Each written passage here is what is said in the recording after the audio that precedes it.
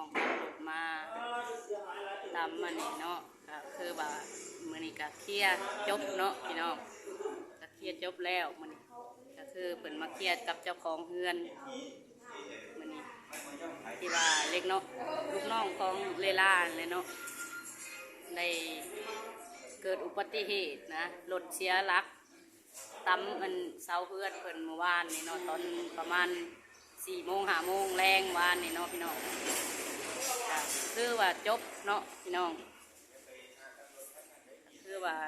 เคลียร์กับเจ้าของเฮือนเพิ่นแล้วทำขวัญเฮือนเพิ่นมีเงินจำนวน900,000เนาะที่ว่ามามีมาผลไม้9 อย่างเนาะก็คือจบคนว่าจบ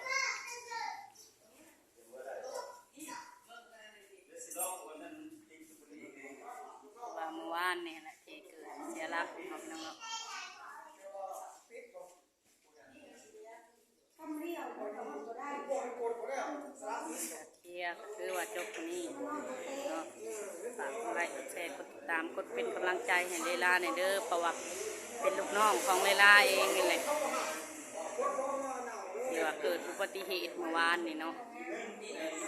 อุบัติเหตุรถไถนามาตำเพื่อนเขาใส่มาซื้อน้ำแข็งขายเบียร์เนาะอยู่วันละแผงคือว่ามาเคลียร์มื้อนี้ก็คือว่าจบเนาะเป็นกำลังใจให้เลล่าในเด้อพี่น้องฝากกดไลค์กดแชร์กดติดตามเนาะช่องเลล่าชาแนลก็เกิดอุบัติเหตุเมื่อวานนี่เนาะฝากเด้อพี่น้องเด้อกดไลค์กดแชร์กดติดตามแต่ว่าจบแล้วเพียงเท่านี้เนาะเป็นกำลังใจต่อไปเนาะแต่สิได้ไปเบิ่งผู้เจ็บอีกเนาะฝากเป็นกำลังใจให้เลล่าเนี่ยเด้อพี่น้องเด้อขอจบคลิปเพียงเท่านี้เนาะไปฝากกดไลค์กดแชร์กดติดตามเนาะเบิ่งน้องผู้ที่ว่าบาดเจ็บอยู่ทางหน้าแผกเนาะพี่น้องเนาะฝากกดไลค์กดแชร์กดติดตามเด้อสบายดี